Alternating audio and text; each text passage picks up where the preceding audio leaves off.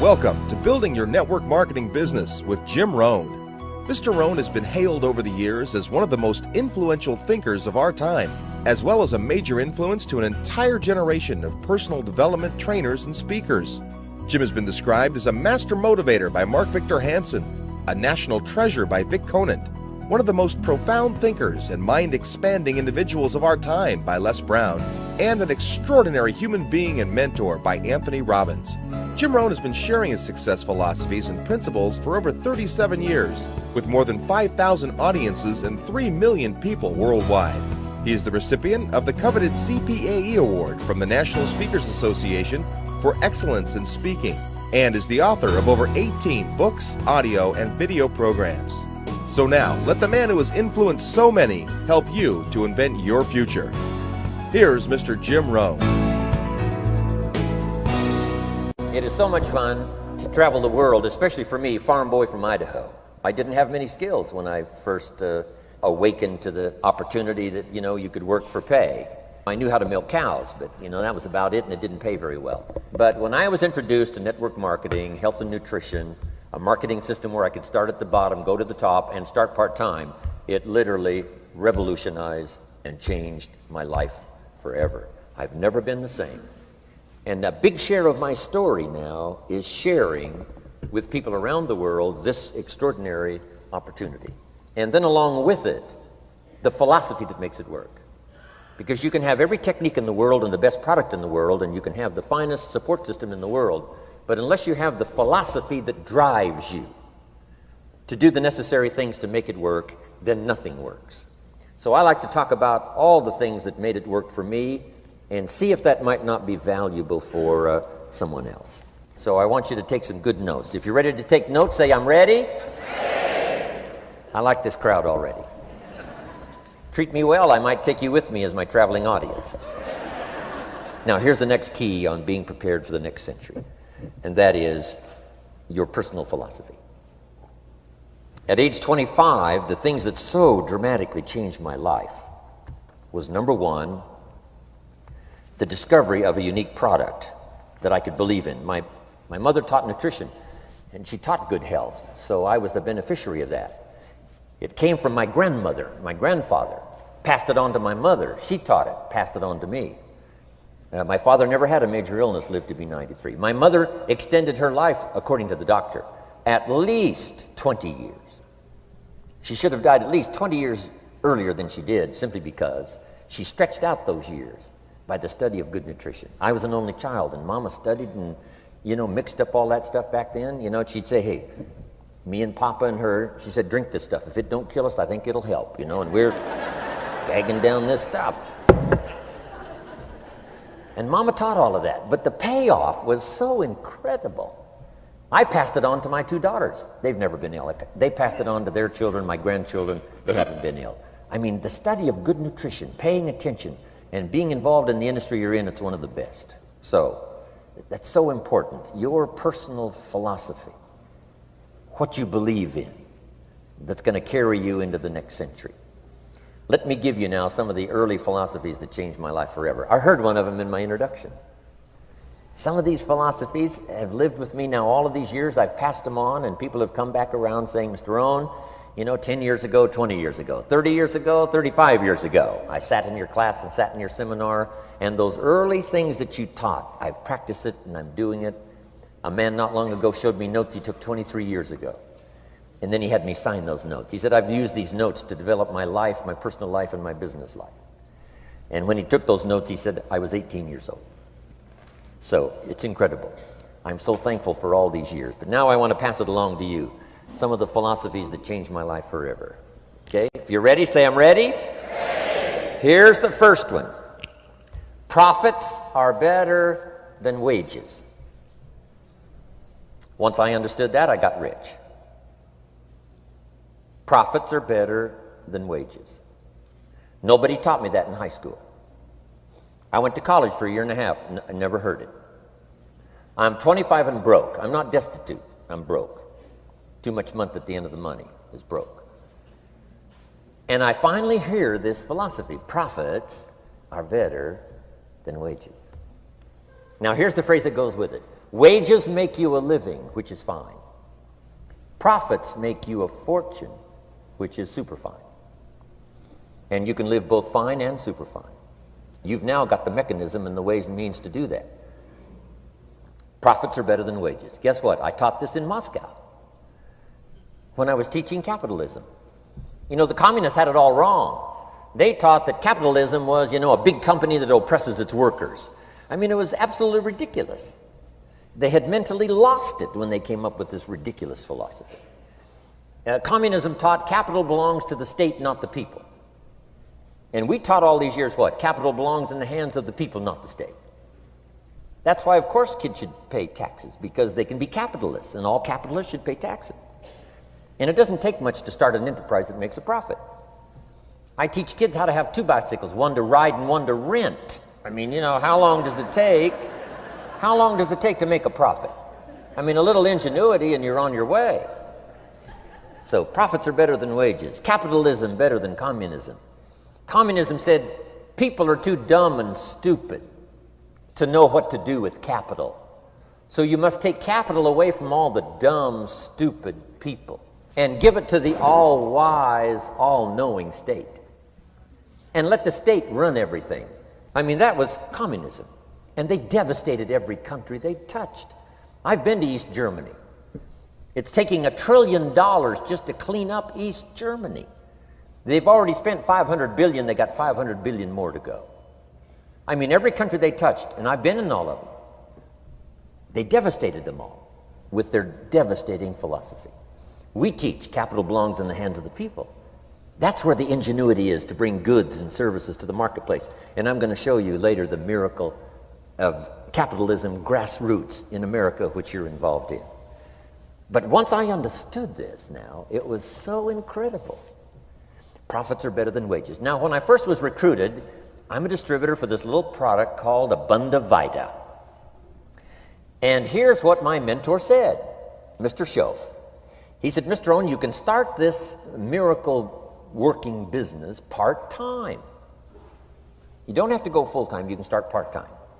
And he said, if you'll devote, to start with, let's say 10, 12, 15 hours a week, where you'll start making a profit, here's what you can now say. I'm working full-time on my job and part-time on my fortune. Because profits lead to fortune. I got so excited about that philosophy. I'm working full-time on my job, but now I'm working part-time on my fortune. I found a way not only to make a living, you won't believe this, I found a way to make a fortune. Can you imagine what that's like then to get up in the morning? To go to work on your fortune? Not to go to work to pay the rent, which is okay, but a chance to go to work to make a fortune? And I said, right now I'm working part-time on my fortune and full-time on my job, but it won't be long until I'll be working full-time on my fortune. Can you imagine what life is going to be like? Now, here was my first goal when I started, and that was part-time. I wanted to equal on my profits part-time what I was earning on my full-time job. This is called the magic of part-time. It is so thrilling for people to start working the business part-time, because now you can work on profits, and it doesn't take very long. If you'll really concentrate on those 10, 12, 15 hours a week, it won't be long if you really do it right and learn some of the skills I'm going to talk about. It won't be long until you can be earning as much part-time working on your fortune as you are full-time working on your job. I did that in less than 6 months. Now I've got an incredible invitation. I found a way part-time to work on my fortune, and I'm making as much money at that as I am on my full-time job. Would you like to hear my story? It was incredible. Now, here was my second goal, to make twice as much money part-time working on my fortune as I was working full-time on my job. And I reached that in less than a year. Making twice as much money part-time working on my fortune as I was full-time working on my job. Now I've got an incredible invitation that won't quit. I found a way, through a unique opportunity, to work part-time on my fortune And I'm now earning twice as much money as I am working full-time on my job. Would you like to hear my story? Do you imagine anybody would say, no, I don't care to hear your story? No. Everybody I said that to said, wow, yes, what are you doing? I said, I'm glad you asked. Let me tell you. Now, when I started making twice as much money part-time as full-time, here's my dilemma. I didn't want to go full-time. And why not go full-time? And the reason was because I didn't want to give up my electrifying story. Right? It was so powerful, nobody could resist the invitation to at least take a look. I didn't want to give it up, and I hung on for I don't know how long until it was, almost insane. And then finally, reluctantly, I gave up my full-time job. But now,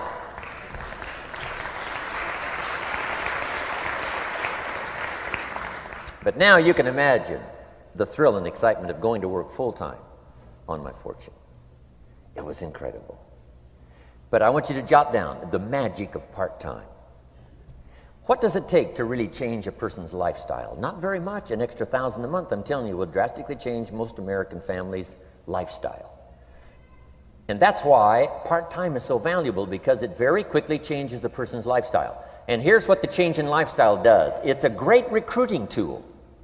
One of the greatest recruiting attractions is the money you make part-time.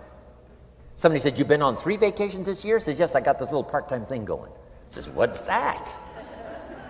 You bought 2 new cars, one for you and one for her? How did you do that? Said, I got this little part-time thing going. Your kids have got all these new clothes? Yes.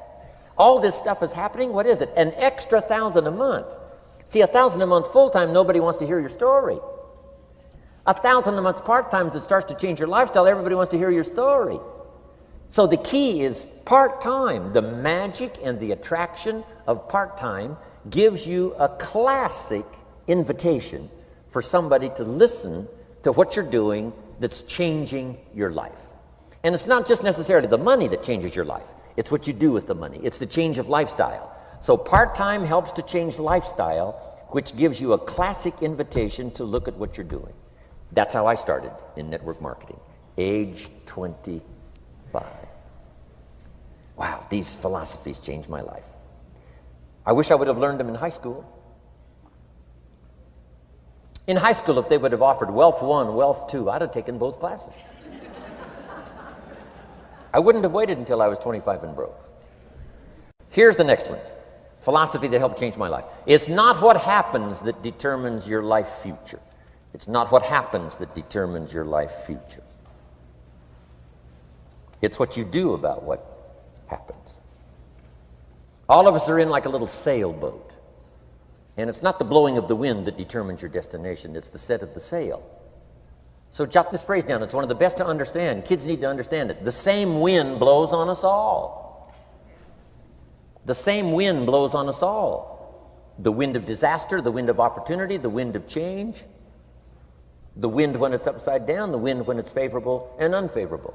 The same wind blows on us all. The economic wind, the social wind, the political wind. The same wind blows on everybody. The difference in where you arrive in 1 year, 3 years, 5 years, the difference in arrival is not the blowing of the wind, but the set of the sail. And that's what learning is all about, to set a better sail this year than last year. To set a better sail. The first 6 years of my economic life, I wound up broke. Second 6 years, I wound up rich. You say, well, the Democrats must have finally gotten power. No.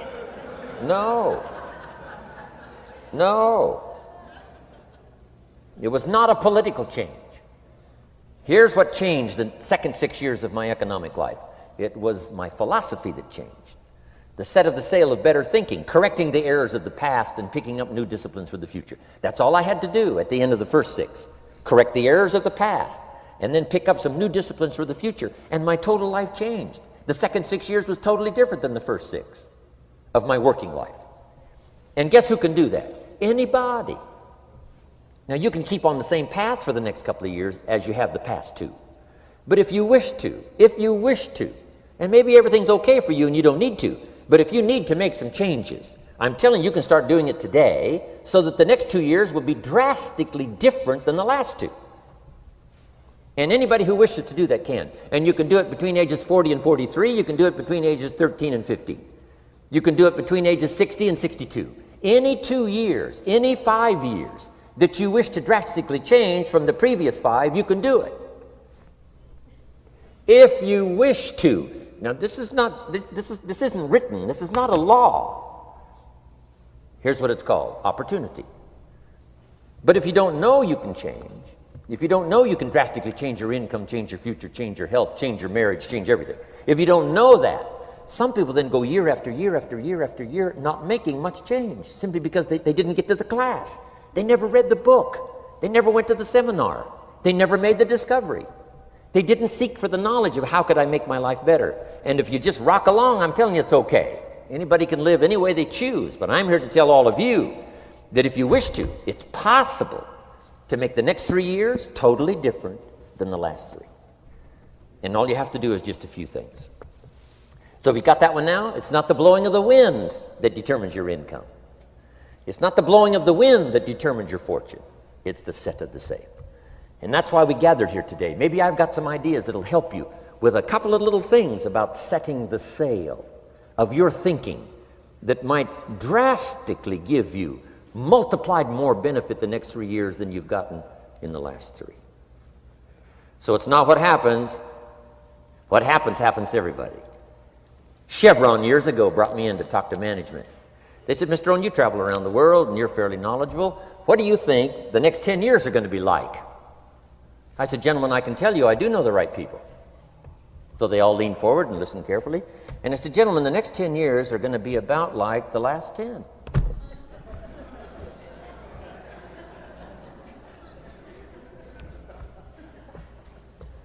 The next season after fall is, well, I promise you that's not going to change. After day comes night. I promise you that's not going to change. Here's how the last 6,000 years reads. If you want to make a note of Jim Rohn's vision of history the last 6,000 years, here's how it reads: opportunity mixed with difficulty. And if we're around another 6,000 years, it's going to read like that looks like for the next 6,000 years. Opportunity mixed with difficulty. Now, sometimes there seems to be more opportunity than difficulty, and then sometimes there seems to be more difficulty than opportunity, but the mix isn't going to change. After expansion comes recession. But after recession comes expansion. Not to think so, see, is naive. And once you've got just a little of this stuff settled, then you know exactly what to do. You know exactly what to anticipate, so you can be ready. Now, here's the next one, and I heard it in my invitation. Here's what it says: for things to change, you have to change. I was hoping the government would change, and taxes would change, and economics would change, and my boss would change and be more generous. I wished for everything to change, and my teacher said, no, Mr. Rohn, for things to change for you, you have to change. Don't wish it was easier, wish you were better. Once I understood this, this altered the course of my life. Don't wish it was easier, wish you were better. And here's the big one: don't wish for less problems, wish for more skills. You don't need less problems. You simply need more skills. Don't wish for less challenge, wish for more wisdom. Accept the challenge, because you can't grow without a challenge. You can't get rich without a challenge. You can't fly without gravity. You have to understand the challenge. But that's the key, is to now develop wisdom to overcome the challenge. Don't wish for less challenge, but more wisdom. And then here's one more philosophy that helped change my life forever. You can do the most remarkable things no matter what happens. Humans can do the most remarkable things no matter what happens. Philosophies that changed my life. Here's one of the big philosophies I learned in network marketing. It's called the law of averages. If you do something often enough, a ratio will appear. Key phrase: if you do something often enough, a ratio will appear. It's amazing. It's uncanny. In baseball, we call it batting average. If you talk to 10 people, one says yes. Now the ratio has begun. 1 out of 10. Talk to 10, get 1. Here's something interesting about the law of averages. Once it starts, it tends to continue. This is colossal information. Once a ratio starts, it tends to continue. If you talk to 10 and get 1, sure enough, chances are excellent. If you talk to 10 more, you'll get another one. Talk to 10 more, you'll get another one. Now you can compete. If you can only get 1 out of 10, you can compete, even with somebody that can get 9 out of 10. If you've been here a long time, you can get 9 out of 10. I just joined, I can only get 1 out of 10. If we have a 30-day contest, I will beat you. Say, well, how could you beat me? Here's why. During that 30 days, you talk to 10 and get 9. I talk to 100 and get 10. I beat you. Isn't that clever? This is clever stuff. And I do it for 2 reasons. I sincerely wish to win. But I do it for another very sincere reason. I wish for you to lose. And that's noble on my part. Here's why it's noble. You learn more by losing than you do by winning. So I wish to give you that experience. Now here's how I do it once I understand the law of averages. When I'm new, I make up in numbers what I lack in skill. I make up in numbers what I lack in skill. Now who can do that? Anybody that's ambitious. Anybody with a little ingenuity. Anybody. Doesn't matter. Now here's one more. The law of averages can be increased. You get 1 out of 10, talk to 10, get another one. Talk to 10, get another one. The 4th time you talk to 10, you get 2. Why would the 4th time you talk to 10, you get 2 instead of 1? You're getting better. You're getting better. And who can get better? Anybody. Talk to 10, get 2. Talk to 10, get 2. Finally, talk to 10, get 3. I finally got up to about 3. Now, it takes more than a genius to go past like 3 or 4. But 3 will do. If you bat 300 in baseball, they pay you $4 million a year, which means you're out 7 times out of 10. 7 times out of 10, out. Make $4 million a year. Are you ready for that? So, this works so well now in your business. Just jot the phrase down. You don't have to bat 1,000. You don't have to bat 1,000 to make big money. 1 out of 10 is fine. 2 out of 10 is terrific. 3 out of 10 is fabulous. Some particular incredible genius might get 4 out of 10. But 3 out of 10 is sufficient to make you rich beyond your wildest imagination. This is how I went after my friends, neighbors, and relatives when I first started recruiting. I said, look, I've got a new business, and I'm getting about 3 out of 10 to join. And I don't mind you. Just come to the meeting and be one of the 7.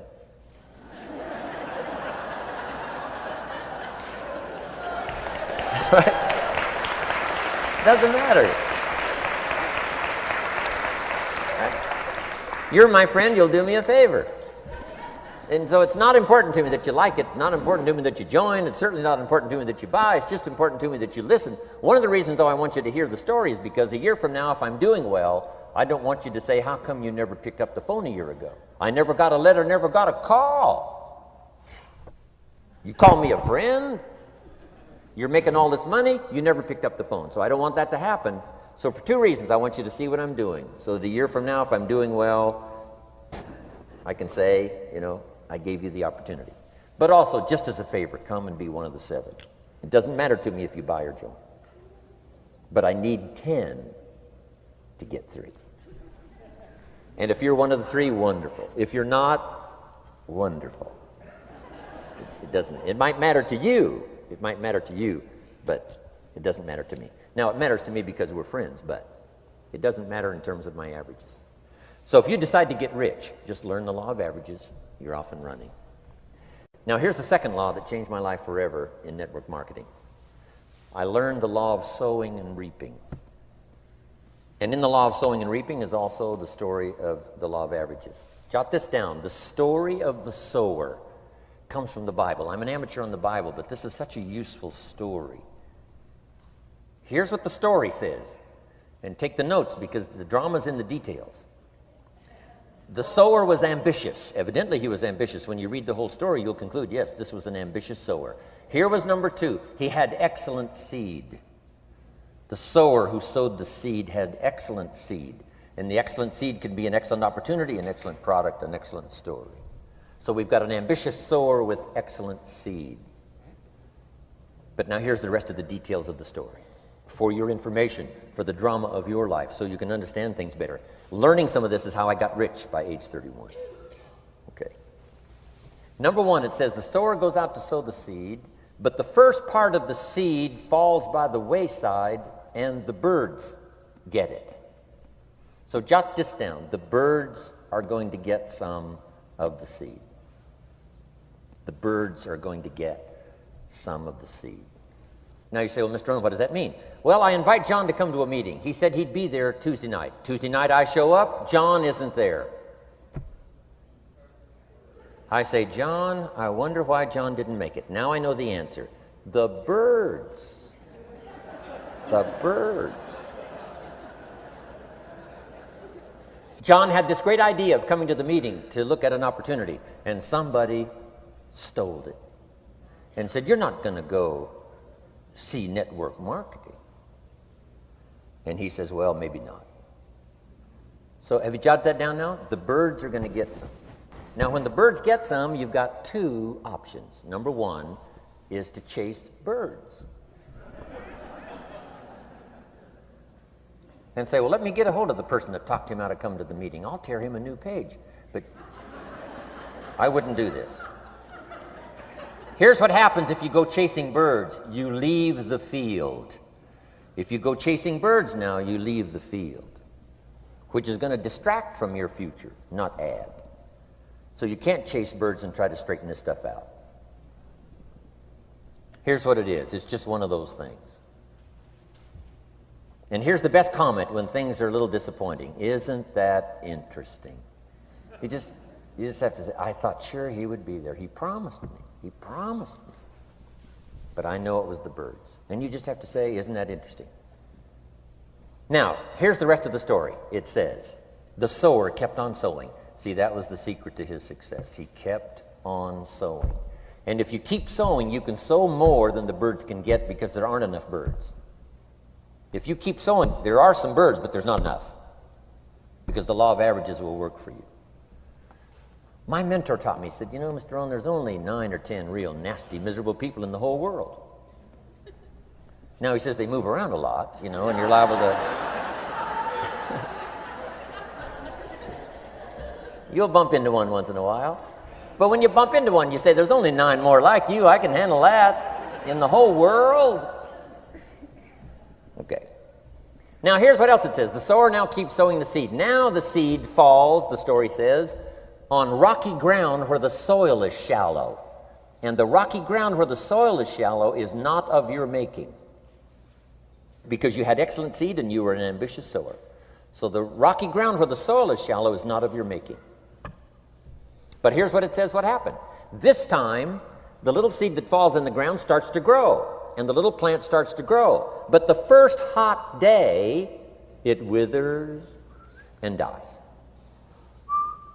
It dies. Not an easy thing to watch. I finally get John started. Sure enough, 3 or 4 days later, somebody says, boo, and he goes,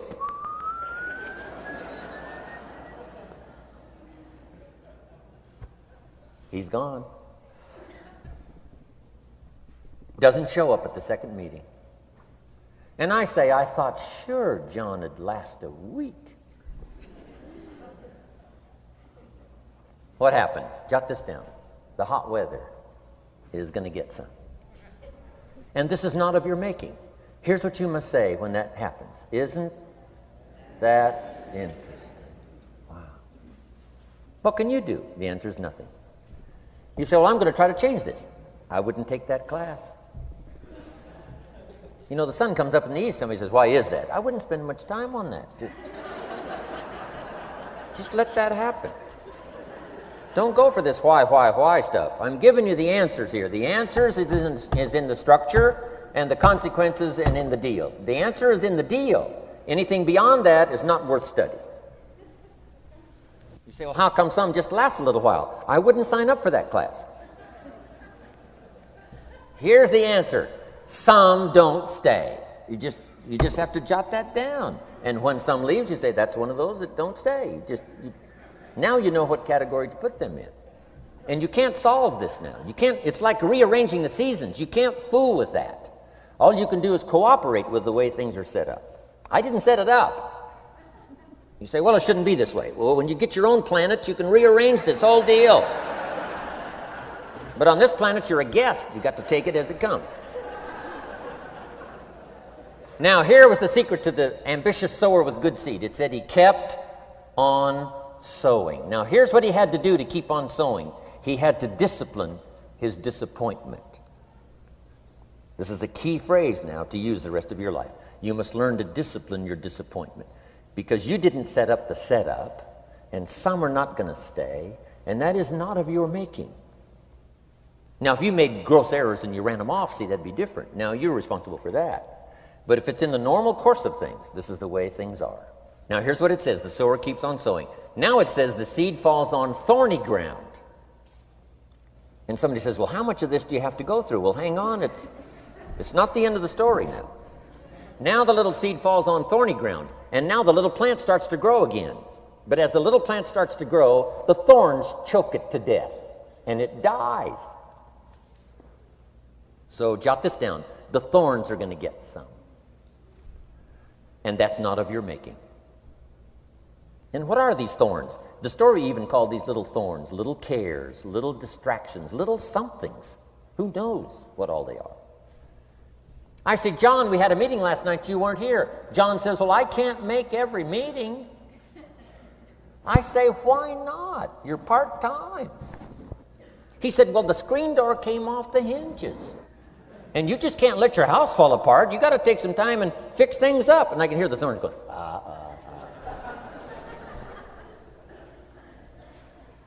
He says some extra trash had piled up in the garage. You can't let mountains of trash take over. You got to keep your trash hauled out. People who let little things cheat them out of big opportunities. People who let little things cheat them out of big opportunities. And you feel almost helpless. What could I do about that? And that's nothing. And you say, well, why is this? I'm asking you not to sign up for that class. Don't sign up for these why is this class. It's just the way it is, like winter following fall and spring following winter. So if you got that, the thorns are going to get some. But now here's the good news. Let's read the rest of the story now quickly. The sower now what? Keeps on sowing the seed, keeps on sharing the story, keeps on giving an invitation. Yes, the invitation can be more powerful for me as it was 1 year later than it was the first month. Because now I'm saying I'm making twice as much money part-time as I'm making on my full-time job. Yes, the story can be more powerful, but the law of average is still going to work. But now here's what the story said. Finally, the seed falls on good ground. Finally, the seed falls on good ground. Now put this in parentheses. It always will, if you keep sowing. If you share a good idea long enough, it will fall on good people. But now here's the rest of that story. Some of the good ground did 30%. And some of the good ground did 60%. And some of the good ground did 100%. You say, well, why the difference in numbers? I wouldn't sign up for that class. Go on. Have I said that often enough now? Don't register for that class. It's just the way it is. Now, I tried to get the 30s to do 60. Found out it was more than I could handle. I used to say, I'll make them successful if it kills me. I almost died. No, you can't do that. Here's what you do. Let the 30s do 30 to the best of their ability and keep doing 30. because that's how they build their lifestyle and get what they want out of life. And let the 60s do 60, and let the 100s do 100s. Now, how can you get some to do 100%? You got to go through all these experiences, and you got to talk to all these people. Let me quickly give you now a list of the skills that changed my life forever. Developing a new philosophy that I could do it in my network marketing experience now led me to developing new skills. Right, I knew how to milk cows, but it didn't pay well. Here's the first skill I learned that changed my life: getting a customer, making a sale. And of course, sales for you is easy, right, because it's not technical. Right? The technical is all taken care of. You simply represent your product. If you share a unique product, talk about its merits, persuade someone that it's the best, they agree to buy, that's the simple art of sales. But in your business, here's what it's more like: sharing. Because using the product yourself, gathering some testimonials, you simply share that. So we're not talking like high-powered spacecraft technical skills here. It's simply sharing something you've discovered with someone else and doing it well enough to where they agree they would like to participate. Now here's what happened when I learned sales. It multiplied my income by 5.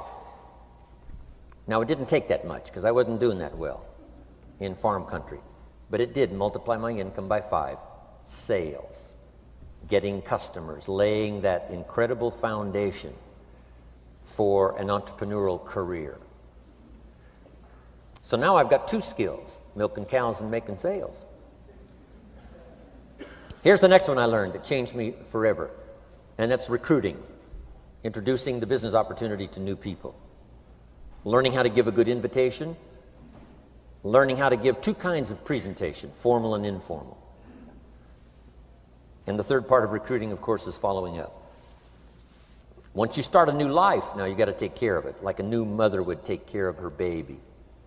You don't start a new life and abandon it. You start a new life and nourish it like a mother and protect it like a father. You got to be both mother and father to a new person. Nourishment, ideas like a mother. Protection, help defend your new life against the encroachment of outside voices that would try to talk them out of it. So you got to be mother and father in this art of recruiting. We call it being a sponsor. And being a sponsor is like being a bridge, helping somebody from darkness to light, from skeptic to faith, from not knowing to knowing, from no confidence in themselves to starting to gain confidence. You're the bridge that helps people from the shadows to the sunlight. It's one of the most exciting positions to occupy in all of network marketing industry, is the bridge, helping people crossing the bridge out from discouragement into recognition. Being this bridge, that's what the recruiting magic is all about. You've got the answers. They've been looking for the answers. You've got the answers, and you help them cross this bridge. You see something in them before they can see it in themselves. You assure them that it's possible to be more than they are, therefore they can earn more than they've got, have more than they possess. This is one of the great arts in the world, and here's what's exciting about this art. It pays big money. Because now you operate a unique philosophy taught first in the Bible. John Kennedy taught it in his inaugural speech. Zig Ziglar's got one of the best ways to put it. And that's the secret to wealth. The secret to wealth and fortune. First taught in the Bible. Because the question was asked, how can we achieve greatness, great wealth, great power, great influence, great recognition, great self-esteem? How can we achieve greatness? The master teacher was asked. And here was his formula for achieving personal greatness. He said, find a way to serve the many, for service to many leads to greatness. For those that are interested. Some people aren't interested, but for those that are, service to many leads to greatness. Someone says, well, best I can do is just take care of myself, which is okay, but it doesn't lead to greatness. Somebody says, I got enough bills of my own, I can't worry about someone else's bills. That's okay, but it doesn't lead to greatness. Greatness is helping people pay their bills, you forget about yours. Because if you help enough people pay theirs, yours disappear. Help people with problems, your problems disappear. The key to greatness, the master teacher taught, is finding a way. Now, a lot of people would like to serve many people, but they don't have a way. And what's exciting about you and your business is you've now got the way. Whether you use it or not, it's up to you. Whether you cash it in or not is up to you. Whether you make a fortune or just a little, that's all up to you. Each person's ambition, it's called the same marketing, the same product. The products are the same for everybody here. The marketing system is the same. The difference is each person's philosophy and each person's individual ambition. But whatever your ambitions are, now you've got the ways and means. And here's what you've got the ways and means to do. Serve as many people as you would like. Now, here's what's exciting about recruiting.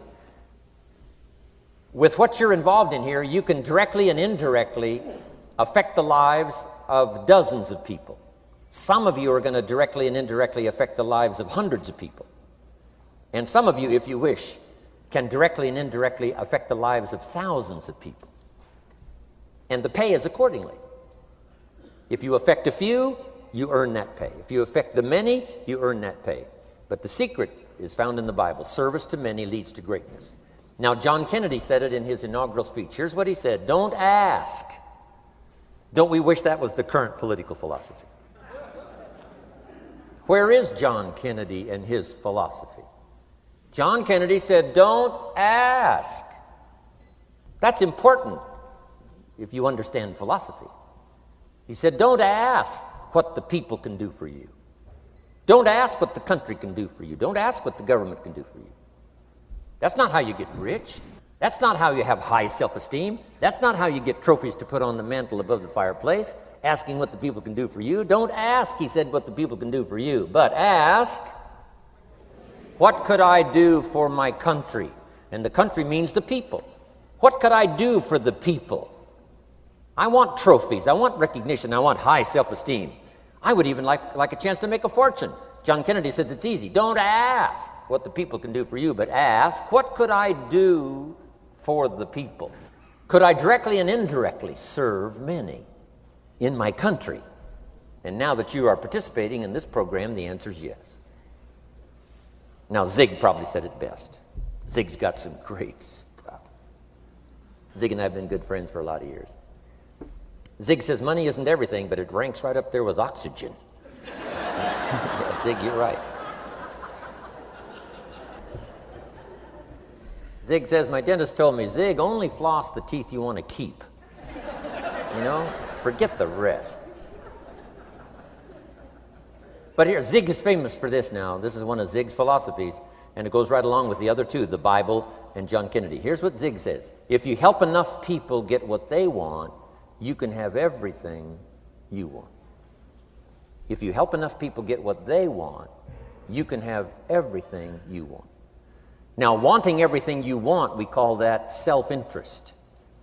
But it's okay to have self-interest if you do it in a positive way.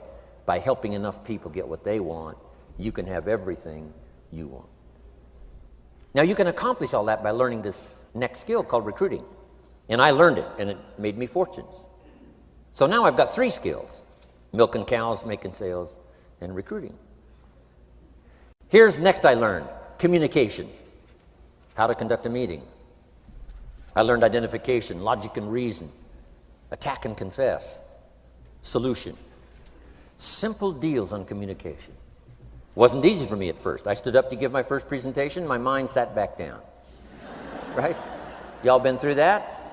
Opened my mouth, nothing came out for a while. But here's what I did. I did it again.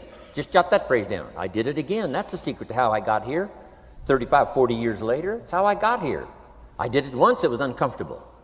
That first presentation was so lousy, if I hadn't have been doing it, I'd have gone home. It was not that good. But here's the secret to how I got here. I did it again, and then I did it again, and then I did it again, and I did it again. I remember when I first decided to be a little more animated, right? And walk out away from the podium, right? Get out from just behind the podium. So I got out there, and then I thought, how do you get back? Whoa, I'm stranded out here. Remember those times? Doing something for the first time? But you learn quickly in your business, right? In your business, the guy stands up to give his first testimonial, and he's so nervous he forgets his own name, right? And 30 days later, he wants to give a 3-hour testimonial, right? You can hardly get him off the stage.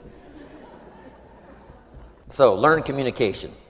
How to affect other people with words. That's the greatest art in the world to learn. How to affect other people with words. Key phrase, don't be lazy in language. If you learn to use the gift of your own language wisely, it can make you a fortune and build an incredible life. Here's 3 other things I learned. One is to train. Training people how the business works.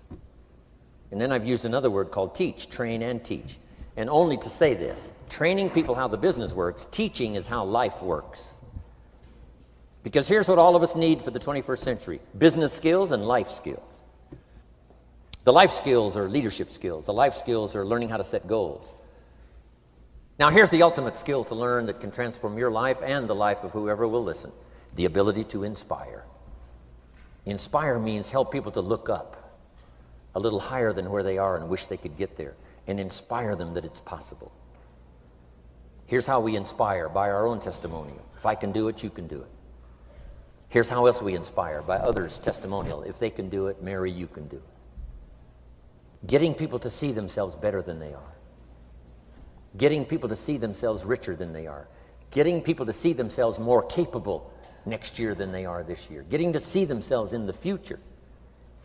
To help both your kids and your people, here's what you must learn to do. Number 1, help people to see themselves as they are. If people have made mistakes, they got to know it. You can't go on making mistakes and hope to achieve.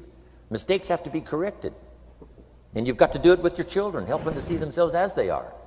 If they've messed up, here's what you've got to say: you've messed up. But here's what's important as a parent: don't leave them in the mess. Some parents, tell their kids they've messed up and then they leave them in the mess. They don't paint a better picture. Here's what you could become with just a couple of more changes. Rather than this, here's what you could be. So we must help our children see themselves as they are, but here's the greatest gift: to help our children see themselves better than they are. To transport them not only past to see their mistakes, but transport them to the future to see their opportunity. To see the person they can become. My mentor had that greatest gift to help me to see myself better than I was. At first it was difficult to see, then I started to believe, and that's how I got here today. He said, one of these days, Mr. Rohn, you'll walk into a room full of people and you will hear some of them say, "That's him, that's the famous man." I said, well, that could never happen to me. He said, trust me. If you keep working hard on the disciplines like you're doing right now, that'll happen. You'll walk into a room full of people and you'll hear one say, "That's him, that's the famous man." He saw it and he tried to get me to see it. And now finally it's happened. I think when I walked in here today, I think I heard someone say, "That's him, that's the famous man." It happened for me.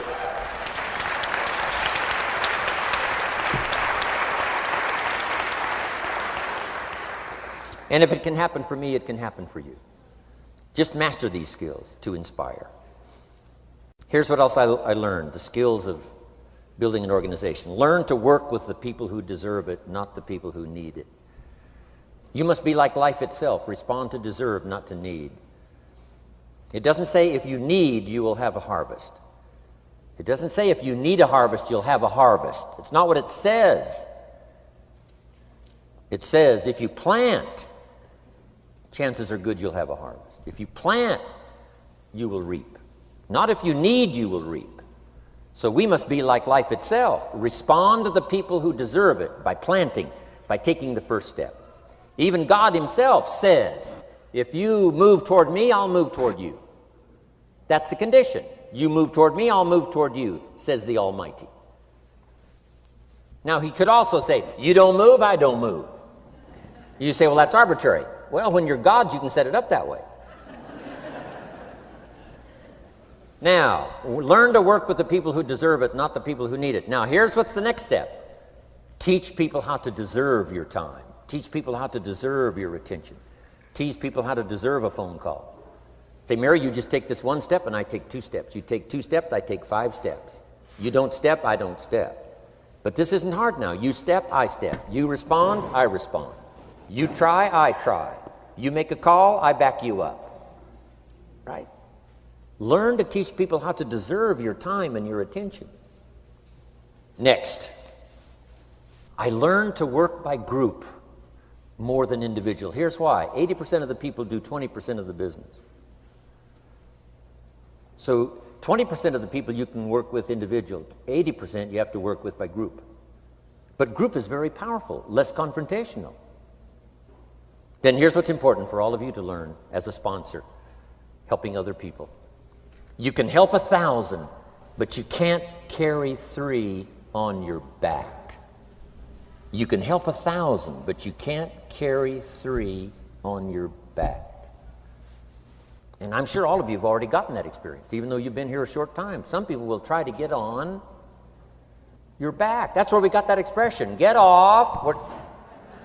That's where we got that. A guy discovered somebody on his back and said, what? I can't carry you, get. Now, if you're like some I see here, 6'4" and you weigh 300 pounds, you might carry one, and if you were really big enough, Kareem Abdul-Jabbar or something, you might carry 2, but you can't carry 3. When babies are born, they were not designed just to be carried. Babies were not born to be carried all their life. Someday you got to try your legs. Someday you got to try your wings. Someday you got to try. Even if you fall down, you got to try, because you can't just crawl around all your life. You can't be carried all your life. So as quickly as possible, you can help 1,000, but you can't carry 3. Next, don't expect the pear tree to bear apples. I used to try to change everything. You can hang apples on a pear tree. I'm telling you, it won't help. You can put up a sign, this is an apple tree. Sure enough, come the season, pears. Here's what I learned. You cannot change people, but they can change themselves. You cannot change people, but they can change themselves. Incredible. Capital in your business isn't what matters. Okay, it's not the money that buys you a future. It's your skills that buy you a future. Money and no skills, and I'm telling you, you're still poor. Money and no ambition, where are you? Money and no courage, you're broke. A little bit of money and a whole lot of courage. That's all we need. I'm looking for people when I'm recruiting back in those days. The money didn't matter.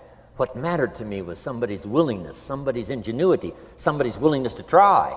Right? If they had $1 to invest, that was plenty for me. $1 and some ambition, and I can show you how to get rich. And it'll be one of the classic stories of the company. I go to recruit somebody, they say, I don't have any money. See, I've been looking for you for 6 months. Let me show you how to do it without any money. Because here's the rules of capitalism. Jot this down. You can either buy and sell, or if you're in certain circumstances, you can sell and buy. If you've got ambition. Now, if you haven't got ambition, we can't cure that, and money won't cure lack of ambition. But if you've got $1 and some ambition, I'll show you how to get rich. And even if you don't have $1, I'll show you how to get rich, because you can sell and buy. Somebody says, as soon as the product arrives, I'll sell it. Then you don't understand. You don't understand the magic of fortune if you say, I have to wait till it gets here to sell it. And you probably don't understand the value of your own story. Once I understood that, I knew I was going to be wealthy. That's why right in the beginning, I started giving big tips. I knew I was going to be wealthy. Say, wow, this guy tips like a rich man. Say, that's right, he tips like a rich man. Even in the beginning, I tipped like a rich man because I knew I was going to be rich. Wow. Isn't this fun? Yes. So jot these phrases down as I close. Number 1, the greatest value in life is not a bank account. The greatest value in life is not a car, a home to live in.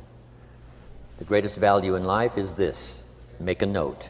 Living a good life.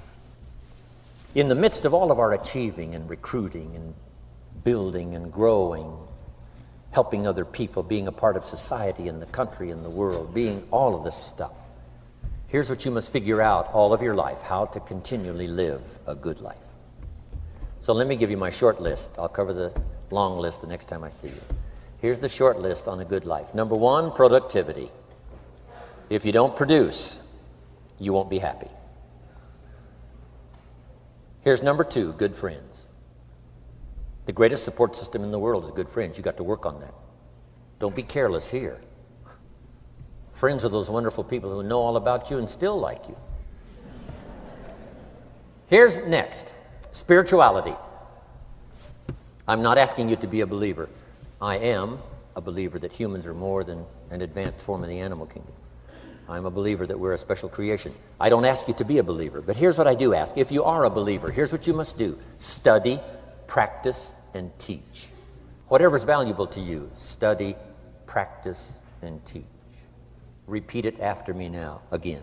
Study, practice, and teach. Here's why. It builds the foundation that builds the country, that builds the nation, that helps us to compete among the nations of the world in the 21st century. And this is one of those subjects, to study, practice, and teach. Next, my parents taught, don't miss anything. Don't miss the game. Don't miss the performance. Don't miss the show, the movie. Don't miss the words. We're all inspired by the words. Elton John says she lived her life like a candle in the wind, never knowing who to cling to when the rain set in. You can't miss those lyrics. You can't miss the music. You can't miss the songs that nourish the soul. You can't describe how brief and fragile life is much better than that. George Harrison, one of the Beatles, sings, "If not for you, the winter would hold no spring. Couldn't hear a robin sing.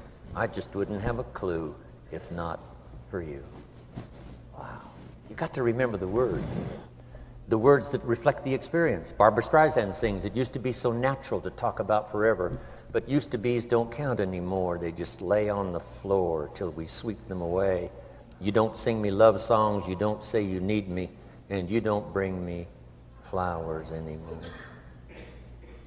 Illustrative of all of our experiences. Winston Churchill said, "The truth is incontrovertible. Malice may attack it and ignorance may deride it, but in the end, there it is." You got to use that. Feast on someone else's comments. Because, see, you could stay up all night and not think of that.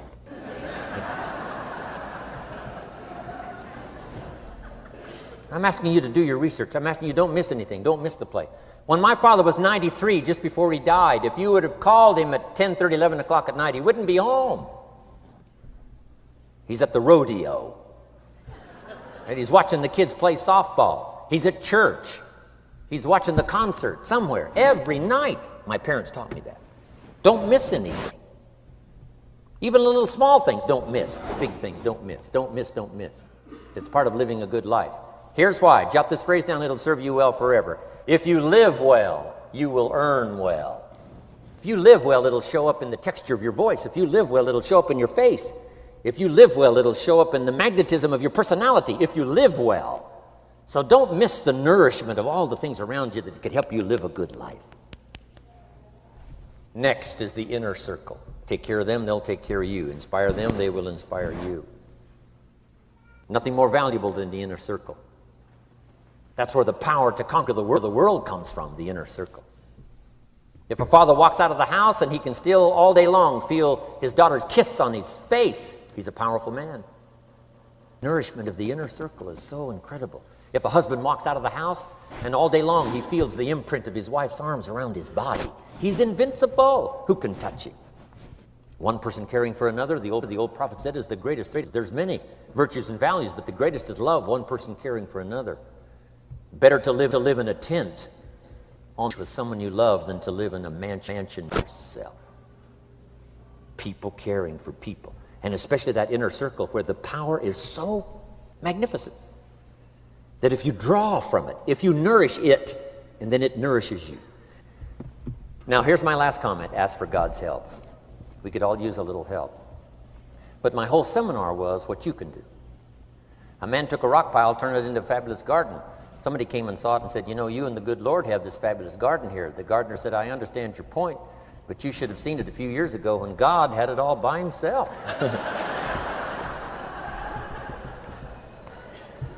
So we do play a part. So make this the last note now. We have a chance as human beings to participate in the miracle process. We have a chance as human beings to participate in the miracle process. And you can go do that every day as often as you wish.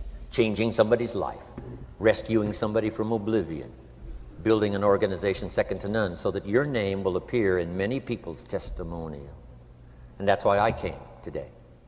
So that by chance, I don't need the money. That's not why I'm here. I take the money, but I don't need the money. But here's why I'm here. By chance, perhaps, if I've come along at the right time, I don't know what time this is for you, but if I've come along at the right time, just maybe, a week from now, a month from now, a year from now, 5 years from now, you might say, Jim Rohn came by and gave us a little piece of information. That started me down the road. Here's what's happened to me. And my name might appear in your testimonial. Now, here's the drama as we finish.